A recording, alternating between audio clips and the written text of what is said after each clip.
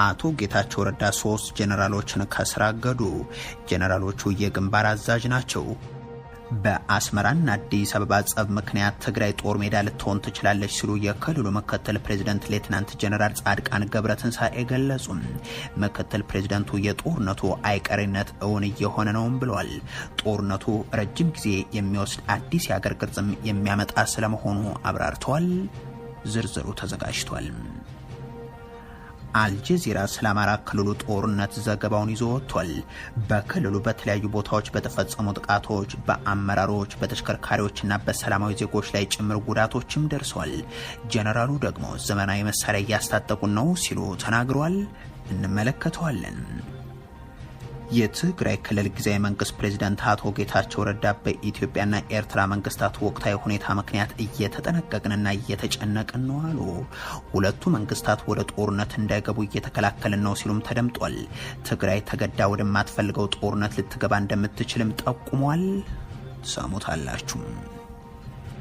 ይህ በእንዲህ እንዳለ ሳልሳይ ወያነ በትግራይ ወታደራዊ ህግ ወጥቷል አለም። ይህ ህግም ክልሉን እያሸበረ ነው ሲል ገልጿል። ተጨማሪውን ይዘናል። የምክር ቤት አባሉ ከኤርፖርት እንደተመለሱ ታሰሩ። የብልጽግናው አገዛዝ ህገ መንግስታዊ ጥሰት ተፈጽሟል ያሉትንና ሰላማዊ ተቃዋሚዎችን የውጭ ቅጥረኛ ተላላኪዎች ሲል ከፈረጀ በኋላ ነው ለእስር መዳረግ የጀመረው። ሌላኛው መረጃችን ነው። የአሜሪካ አየር ኃይል በትራምፕ መኖሪያ ቤት አቅራቢያ ሲበሩ የነበሩ 2 ሄሊኮፕተሮችን እንዲመለሱ አደረገ። ባለስልጣናቱ ትራምፕ በመኖሪያቸው በሚሆኑበት ወቅት ከትራምፕ ክለብ 30 ማይል ራዲየስ ውስጥ ቋሚ የሆነ የበረራ ክልከላማ አድርገዋል። የተወደዳችሁ የኢትዮ ፎረም ቤተሰቦች አብራችሁን ስትቆዩ እነዚህንና ሌሎችን መረጃዎችን ትሰማላችሁ። ሰናይ ቆይታ ይሆንላችሁ። አልጀዚራ ስለ አማራ ክልሉ ጦርነት ዘገባውን ይዞ ወጥቷል። በክልሉ በተለያዩ ቦታዎች በተፈጸሙ ጥቃቶች በአመራሮች በተሽከርካሪዎችና በሰላማዊ ዜጎች ላይ ጭምር ጉዳቶች ደርሰዋል። ጄኔራሉ ደግሞ ዘመናዊ መሳሪያን እያስታጠቁ ነው ሲሉ ተናግሯል። የአማራ ክልሉ ጦርነት የብልጽግናው መንግስት እንዳለውን በጥቂት ወራት ውስጥ ያጠናቀቀው ሳይሆን በጽንፈኛ አሊያም የጽንፈኛው መሸሸጊያ ሲል በፈረጀው ህዝቡ ላይ ሰራዊቱን አሰማርቶ እየተዋጋ አመታትን እያስቆጠረ የቀጠለበት ነው። ይህ ያገዛዙ የጦርነት ፕሮጀክት ማስፈጸሚያ ክልል መሰረተ ልማቱና ተቋማቱ በድሮን እየወደሙ ዜጎቹን በጅምላ እየተገደሉ የቀጠሉበትም ሆኗል። ስደት፣ ስራ አጥነት፣ እገታና ሌሎችም የጦርነትን ተከትለው የመጡ ሁነቶች ናቸው። ጦርነቱና እያስከተለ ያለው ጉዳት የሚገባውን ያክል ባይሆንም ከቅርብ ጊዜ ወዲህ ግን የዓለም አቀፍ የመገናኛ ብዙሃንና ተቋማት ትኩረት መሆኑ ግን አልቀርም። አልጀዚራ ጦርነቱና አውራምባን የተመለከተ ዘገባን ነው ይዞ የወጣው።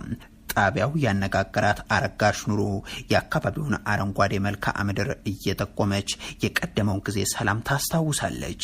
ዛሬ ላይ ሰው ስለሚገድሉበት ጥይት፣ ትምህርት ቤት ስለሚያፈርሱበት ድሮን ማምረት መቻልን በየቀኑ አጀንዳ ያደረጉ መሪዎች ገዢ በሆኑባት ሀገር የጦርነት ወረፋው ተረኛ ባደረገው አማራ ክልል አውራምባ እነዛ ሰላማዊ መልክዓ ምድሮች የሰላም አየር ከራቃቸው 2 ዓመት አለፋቸው ስትልም ለጣቢያው ታስረዳለች። የዚህ ሁሉ መነሻ ደግሞ የፖለቲካ ሁኔታው መቀየር ስለመሆኑ አንገቷን በሐዘን ደፍታ እንደነገረችውም አልጀዚራ በዘገባው ያጣቅሳል። የጾታ እኩልነት በተምሳሌትነት የሚነሳው የአውራምባ ማህበረሰብ ለዘመናት በሰላም እየኖረ ቢሆንም ባለፉት ዓመታት ግን የጦርነት ሰለባ ከመሆን አልተረፈም ነው የሚለው።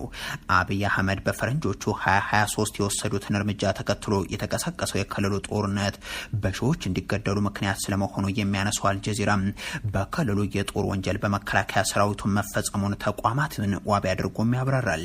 ከግድያዎች ባሻገር የክልሉን ኢኮኖሚ እያወደመ ያለው ጦርነት አውራምባ ቱሪስቶች እንዲነጥፉባትም አድርጓል።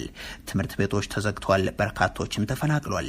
አልጀዚራ ጦርነቱ ካፈናቀላቸው ውስጥ ደግሞ ዙምራና ልጃቸው እንደሚገኙበትም ነው የሚያትተው።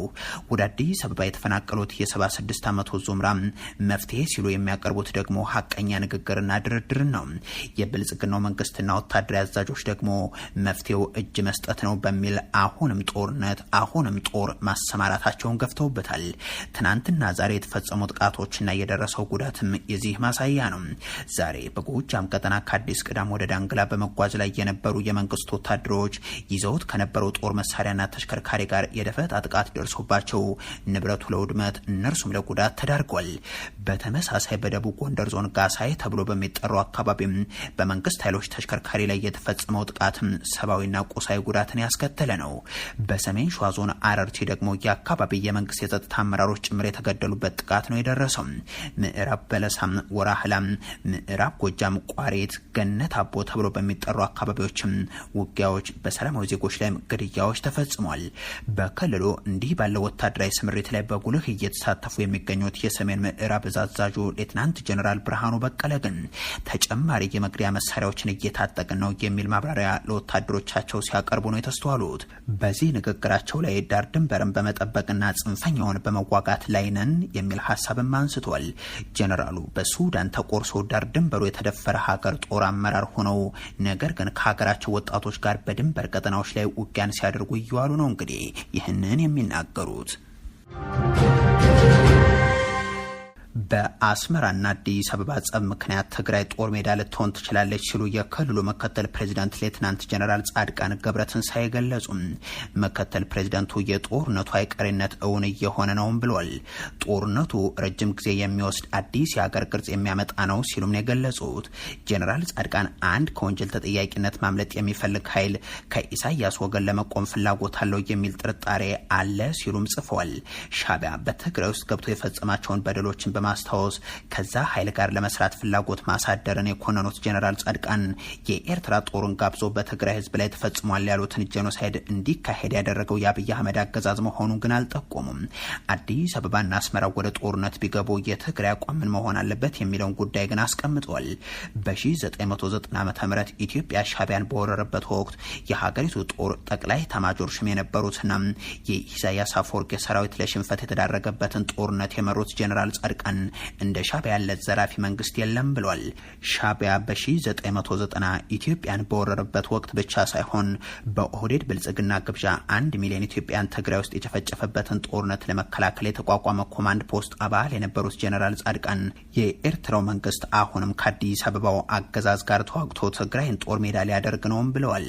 አሁን በሁለቱ መንግስታት መካከል የበዛ ወታደራዊ ዝግጅት እየተካሄደ መሆኑን ያስታወሱት ጀነራሉ የሚከፈተው ጦርነት በአጠቃላይ በምስራቅ አፍሪካና በቀይ ባህር አካባቢ ቀውስን የሚያስከትል እንደዚሁም ማባሪያ የሌለው ነውም ብለዋል። ጦርነቱ በምንም አይነት መሳሪያ በምንም አይነት መንገድ ቢካሄድ በአጭር ጊዜ የሚጠናቀቅ አይሆንም ያሉት ጀነራል ጻድቃን በትግራይ ውስጥ ልምድ ያለውና የሰለጠነ ሰራዊት እንዳለም አብራርቷል። ይህንን ሰራዊት አጋር ለማድረግ ፍላጎት እንደሚኖር የጠቆሙት ጀነራሉ ጦሩና አንድ የህወሓት ፍንካች ግን ከሻዕቢያ ጋር የመተባበርና የአብይ አህመድ አገዛዝን የማስወገድ ከዛ ቀጥሎ ደግሞ ራሱን ኢሳያስን የማጥፋት ፍላጎት አለው ነው የሚሉት። ይህ ከኢሳያስ ጋር የማበርና በኋላ ላይ ኢሳያስን የማስወገድ ፍላጎት አለው ያሉት የህወሓትና የሰራዊቱ አንጃ ይህንን የሚያደርግበት ዓላማ በፈጸማቸውና እየፈጸማቸው ባሉ ወንጀሎች ላለመጠየቅ ነው ሲሉም ያክላሉ። ይሁን እንጂ የትግራይን ህዝብ ከፈጀው የትግራይ ሴቶችንም ከደፈረው የክልሉን ንብረት ከዘረፈው ሻዕቢያ ጋር ለመተባበር የሚፈልግ ነው ያሉት የህወሓትና የሰራዊቱ አንጃን የኮነኑት ጻድቃን የአስመራው አገዛዝ ይህንን እልቂት እንዲፈጽም ጋብዞ ካስገባው ከብልጽግናው መንግስት ጋር መተባበር ያለውን ተገቢነት ባያነሱም የሚመረጠው የሰላም ስምምነቱን ተግባራዊ ማድረግ ነው ሲሉም መክረዋል። አዲስ አበባና አስመራ በፈጠሩት ጥምረት የዘር ማጥፋት ጦርነት ማካሄዳቸውን የሚያነሱት ጀነራሉም ከሰላም ስምምነቱ ወዲህ ግን ኢሳያስ ተኮላሽ ብኝ ብሎ ያምናል ሲሉም ጽፏል። ኤርትራ ከትግራይ ጋር ካልተባበረም እንኳን ጦርነቱን ማሸነፍ ህልውናውም እንደማይተርፍ ያውቃል ያሉት ጀነራል ጻድቃን በማርያም ደንገላትና በአክሱም በጨፈጨፋቸው ወገኖቻችን መቃብር ላይ ከህወሓትና የሰራዊቱ ኃይሎች ጋር አጋር ለማግኘት እየቋመጠ ነው ብሏል።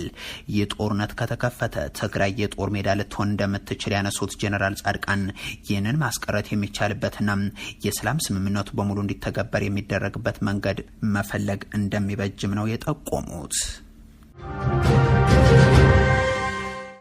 አቶ ጌታቸው ረዳ 3 ጄኔራሎችን ከስራ አገዱ። ጄኔራሎቹ የግንባር አዛዥ ናቸው። በጊዜያዊነት የታገዱት ጄኔራሎቹ የደቡብ ግንባር አዛዥ ሜጀር ጄኔራል ዮሐንስ ወልደ ጊዮርጊስ፣ የምስራቅ ግንባር አዛዡ ሜጀር ጄኔራል ማአሾ በየነና ብርጋዴር ጄኔራል መግባይ ኃይለ ናቸው። ከመንግስት ውሳኔ ውጭ መላው ህዝባችንና ወጣቶችን ወደ ግርግር፣ የጸጥታ ኃይላችንን ደግሞ ወደ እርስ በርስ ግጭት፣ በአጠቃላይ መላው ህዝባችንን ወደማንወጣው አረንቋ የሚያስገባ እንቅስቃሴ አሁንም አልቆምም ያሉት አቶ ጌታቸው እነዚህ ጄኔራሎች ያገዱበትን ምክንያት በዝርዝርና በተናጠል ግን አላስቀመጡም። በመሆኑም የግንባር አዛዦች ከመጋቢት 1 2017 ጀምሮ ስርዓት ባለው አኳኋን መግባባት እስኪፈጠር ድረስ ላልተወሰነ ጊዜ ከሰራዊቱ የግንባር አዛዥነት የታገዳችሁ መሆኑን አሳውቃለሁ ባሉበት ደብዳቤያቸው ለምክትላቸው ጄኔራል ታደሰ ወረደና ለሰላምና ጸጥታ ቢሮም በግልባጭ አሳውቀዋል። ከቀናት በፊት አቶ ጌታቸው ያፈነገጡ ያሏቸው አዛዦች ላይ እርምጃ እንዲወሰድ ትዕዛዝ አስተላልፍ ያለው ሲሉ ለጄኔራል ታደሰ ወረደ በጻፉት ደብዳቤ ላይ ጠቅሰውም ነበር። ይህ በእንዲህ እንዳለ የትግራይ ክልል ጊዜያዊ መንግስት ፕሬዚደንት አቶ ጌታቸው ረዳም በኢትዮጵያና ኤርትራ መንግስታት ወቅታዊ ሁኔታ ምክንያት እየተጠነቀቅንና እየተጨነቅን ነው ብሏል። ሁለቱ መንግስታት ወደ ጦርነት እንዳይገቡ እየተከላከልን ነው ሲሉም ተደምጧል። ትግራይም ተገዳ ወደማትፈልገው ጦርነት ልትገባ እንደምትችል ጠቁሟል። ከኤርትራ ጋር እስከ ባለፈው ነሐሴ ግንኙነት እናደርግ ነበር ያሉት ጌታቸው አሁንም ግንኙነቱ እንዲቀጥል ፍላጎታቸው ስለመሆኑም አንስቷል። የትግራይ ክልል ጊዜያዊ መንግስት ፕሬዚደንት ጌታቸው ረዳም በኢትዮጵያና በኤርትራ መካከል በግልጽ የሚታይ ውጥረት መኖሩን አንስተው ይህም የሚያሳስባቸው ስለመሆኑ አብራርተዋል። ይህ ውጥረት ወደ ጦርነት እንዳያድግ እየተከላከልን ነው የሚሉት ፕሬዚደንቱም ይህንን ማለታችን ጦርነቱን ስለማያስቀረው ግን ትግራይ ወደማያስፈልጋት ጦርነት ካለ ፍላጎቷ እንዳትገባም አቅሜ የሚፈቅድልኝ ለጊዜው ይህንን ማለት ነው በማለትም ተናግረዋል። ሓንቲ ኮንሰርን እዚ ምትፍዳን እዚ ናብ ኩናት ከይዓቢ ካብ ቃላት ሓሊፉ ናብ ኩናት ከይዓቢ ማልና ጥራሕ ዘትርፎ ስለ ዘይኾነ ግን ትግራይ ናብ ዘይድልያ ኩናት ብዘይድሌታ ከይተኣቱ ምግባር እዩ። ተዓቕሚ ትፈቅደለይ ዓቕምና ዝፈቅደልና ንግዚኡ እዚ ዝብል እምነት ኣለና። አቶ ጌታቸው ትግራይ ተገዳ ወደማትፈልገው ጦርነት እንዳትገባ የሚለውን ቢያነሱም የሚመሩት ክልል ተገዶ ወደ ጦርነት ቢገባ ከማን ወገን እንደሚሰለፍ ግን አልጠቆሙም። ከ2 ዓመት በፊት ከኤርትራ ጋር ግንኙነት ጀምረን ነበር ያሉት አቶ ጌታቸው ከስከ ባለፈው ነሐሴ ድረስ ግንኙነቱ ቀጥሎ ነበር የሚለውንም አብራርተዋል። ነገር ግን ከኤርትራ ጋር የነበረ ግንኙነት የኤርትራ መንግስት ከማይፈልገው ሌላ ኃይል ጋር በተጻረረ መንገድ እንዲሆን ፍላጎት የለኝም በማለትም ግንኙነቱ ከነሐሴ ወዲህ መቆሙን ገልጿል። ሆኖም ሻዕቢያ ከብልጽግና በተቃራኒ አብራችሁ ይቁሙ ብሎ ስለመጠየቁ በቀጥታ አልተናገሩም። ከኤርትራ መንግስት ጋርም ቢሆን ከነ ሁሉም ጥፋቱ በትግራይ ህዝብ ላይ በፈጸመው ሁሉም ወንጀሉም ቢሆን ሰላም እንዲፈጠር ፍላጎት አለኝ የሚለውን ግን በአጽንኦት ገልጸውታል። ለማገገም በምናደርገው ጥረት እንደገና ሌላ ጠላት እንዳይፈጠር በሁሉም አቅጣጫ እየተጠነቀቁና እየተጨነቁ የምንኖርበት ሁኔታ ተፈጥሯል ነው ያሉት። ስለዚህ ተፈናቃዮችና በኤርትራ የተያዘው ግዛት እንዲመለስ ኢሮብ፣ አዲያቦ፣ እገላ ወዘተ ነጻ መውጣት አለባቸው ያሉት አቶ ጌታቸው ከነ ልዩነቶቻችን የመልሶ መገናኘት መልክ ያለው መቀራረብ እንዲፈጠር ማድረግ ያስፈልጋል ብሏል። ይህ የሚሆነው የተፈጸመው ወንጀልን በመካድ አይደለም የሚለውን በተደጋጋሚ ያነሱት አቶ ጌታቸው አሁንም ግን ግንኙነት ልናደርግ ይገባል የሚል እምነት ያላቸው መሆኑን አሳውቀዋል። ሳልሳይ ወያነ በትግራይ ወታደራዊ ህግ ወጥቷል አለ። ይህ ህግም ክልሉን እያሸበረ ነው ብሏል። ከአንድ የህወሓት አንጃ ጋር ትስስር ያላቸው የትግራይ ጸጥታ ኃይል አዛዦች ህጋዊነት የሌለው አስቸኳይ ወታደራዊ ህግን አውጥተዋል ያለው ሳልሳይ ወያነም እነዚህን አዛዦችን ህዝብን እያሸበሩ ነው በማለትም ከሷል። ፓርቲው የጸጥታ ኃይል አዛዦቹ የሆኑት ወታደራዊ መኮንኖች ህጉን በተቃወሙ ወጣቶች ላይ ጭካኔ የተሞላበት የአፈና ድርጊት እየፈጸሙ ይገኛሉ በማለትም ወንጅሏል። ሳልሳይ ወያነ በህወሓት መራሽነት ትግራይ በአሁኑ ወቅት እየገባችበት ያለው ውጥንቅጥ መግታት ያስፈልጋል ሲልም መክሯል። በትግራይ ኋላ ቀር የፖለቲካ ጥፋቶች እየተፈጸሙ የሚገኙት በሁሉም የህወሓት አመራሮችና ካድሬዎቻቸው እንደዚሁም በክልሉ የጸጥታ ኃይል አዛዦች አማካኝነት እንደሆነም ያብራራል። ፓርቲው መላው የትግራይ ህዝብ ከተጻራሪ ቡድኖች አደገኛ ኋላ ቀር ፖለቲካ እንዲጠበቅም ነው ያሳሰበው። የምክር ቤት አባሉ ከኤርፖርት እንደተመለሱ ታሰሩ።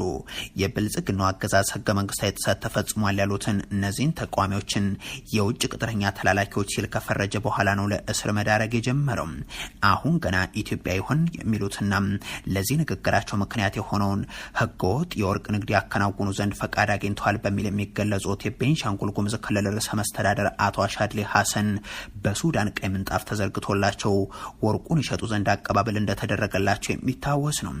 ባለፈው ሳምንት በክልሉ የሚንቀሳቀሱ የተቃዋሚ የፖለቲካ ፓርቲዎች ላይ ያወጡት መግለጫ ግን ከአድዋ በዓል ጋር ተያይዞ በእርግጥ ባንዳው ማን ነው የሚል ጥያቄን አቶ ታዬ ደንዳ እንዳነሱት ያለ ሆኗል።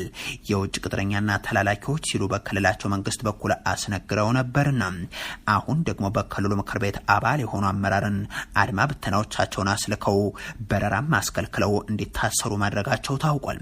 በቅርቡ የተሻሻለው የቤንሻንጉል ጉሙዝ ክልል ህገ መንግስት ተፈጻሚ እንዳይሆን አቤቱታ ያሰሙት በክልሉ ምክር ቤት የተቃዋሚው ቦሮ ዲሞክራሲያዊ ፓርቲ ቦዴፓ ተመራጭ አቶ ዮሐንስ ተሰማ ናቸው ለእስር የተዳረጉት።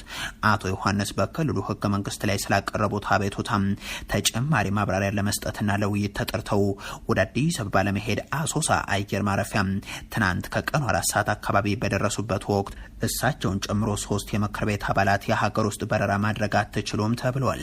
ሀሳብንም አሳቢንም አብዝቶ የሚጠሉት የብልጽግናው ሰዎች በዚህ ሳያቆሙ በሀሳብ የሞገቷቸውን ሰዎችንም ለእስር ዳርጓል። ትናንት በረራውን መከልከላቸውን ተከትሎ ወደ ቤታቸው እንደተመለሱም ቤታቸውም ከገቡ በኋላ ከቀኑ 7 ሰዓት ገዳማ በክልሉ አድማ በታይ ተይዘው ወደ አሶሳ ወረዳ 2 ፖሊስ ጣቢያ መወሰዳቸው ሰምቷል። የአቶ አሻድሊ ሀሰን አስተዳደር ከቀናት በፊት ፓርቲው ህገ መንግስታዊ ጥሰት ተፈጽሟል የሚል አቤቱታውን ካቀረበ በኋላ የተለያዩ ሚዲያዎች ላይ ይሄ ህገ መንግስትን መናድ ነው፣ ክልልን ማፍረስና ሽብርን ማወጅ ነው የሚል ዛቻና ማስፈራሪያ ዘር መግለጫ ሲሰጥና ሲያሰራጭ ነው የሰነበተው። በተጨማሪም የድርጅቱ ሊቀመንበርና የክልሉ ምክር ቤት አባል የሆኑት አቶ አመንቴ ገሽና ሌላኛው የምክር ቤት አባል አቶ ተስፋውን ኪሎ ማንኛውም የሀገር ውስጥ በረራን ማድረግ እንዳይችሉ ክልከላ እንዳደረጉባቸውም ታውቋል። ከ3 ሳምንታት በፊት የተሻሻለው 165 የክልል ምክር ቤት መቀመጫ የህዝብ ብዛትን ያላማከለ መሆኑን የጠቀሱም የህገ መንግስት ትርጓሜ ጥያቄ ያቀረቡ ሰዎች ነባር የምርጫ ክልሎች የፈረሱበትና አዳዲስ የምርጫ ክልሎች የተቋቋሙበት ሂደት ህገ መንግስቱን የጣሰ መሆኑን ማሳየታቸው አድሏዊና የፌዴሬሽን ምክር ቤትና የብሔራዊ ምርጫ ቦርድ ስልጣንና ተግባራትን የተጋፋ ነው በሚል መግለጻቸውም ይታወሳል።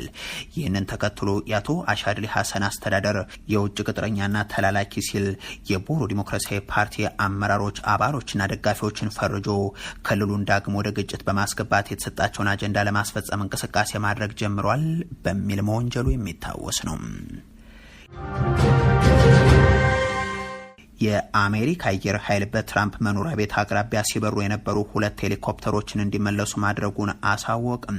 የሀገሪቱ አየር ኃይል ጀቶች በትናንትናው ዕለት በፕሬዚደንት ዶናልድ ትራምፕ የፍሎሪዳ መኖሪያ ቤት አቅራቢያ በጊዜያዊነት በተከለከለ ቦታ ሲበሩ የነበሩ 2 የሲቪሊያን ሄሊኮፕተሮች እንዲመለሱ ማድረጉን የሰሜን አሜሪካ ኤሮስፔስ ዲፌንስ ኃይል እዝ ባወጣው መግለጫ አሳውቋል።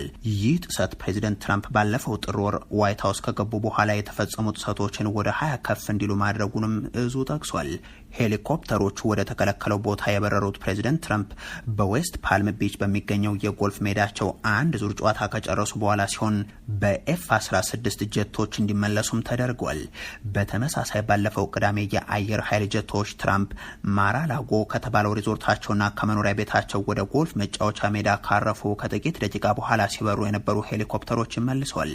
ከፍተኛ የአየር ትራፊክ መጨናነቅ ባለበት ደቡብ ፍሎሪዳ ያሉ የአየር ክልል ጥሰቶች ተዋጊ ጀቶች ክልከላ እንዲያደርጉ ቢያስገድዷቸውም የትራምፕን መርሃ ግብር አለማስቀየራቸውን ወይንም በደህንነታቸው ላይ ተጽዕኖ አለመፍጠራቸውን ባለስልጣናት ተናግሯል። እዙ እንዳለው ከመሬት እሳት ይታይ የነበረ ቢሆንም ወዲያውኑ መጥፋቱንና ጉዳት አለመድረሱንም ገልጿል። የፌዴራል ባለስልጣናት ትራምፕ በመኖሪያ ቤታቸው በሚሆኑበት ወቅት ከትራምፕ ክለብ 30 ማይል ራዲየስ ውስጥ ቋሚ የሆነ የበረራ ክልከላማ አድርገዋል። የአየር ክልል ጥሰቶችና ጠለፋዎች የተለመዱ ቢሆንም የክልከላ መመሪያዎችን በማይከተሉ የሲቪል አብራሪዎች ምክንያት ፕሬዚደንት ትራምፕ ስልጣን ከያዙ ወዲህ ያለው የጥሰት ድግግሞሽ እየጨመረ ነው ሲልም እዙ ሪፖርት አድርጓል። የእዙና የአሜሪካ ሰሜን እዝ አዛዥ የሆኑት ጀነራልም የአየር ትራፊክ ቁጥጥር መመሪያዎችን ማክበር ለበረራ ደህንነት፣ ለብሔራዊ ደህንነት እንደዚሁም ለፕሬዚደንቱ ደህንነት አስፈላጊ ነው ብለዋል። የተወደዳችሁ የኢትዮ ፎረም ቤተሰቦች ለዛሬ ያሉን መረጃዎች ይህንን ይመስሉ ነበር። አበቃን። ቸር ያሰማን።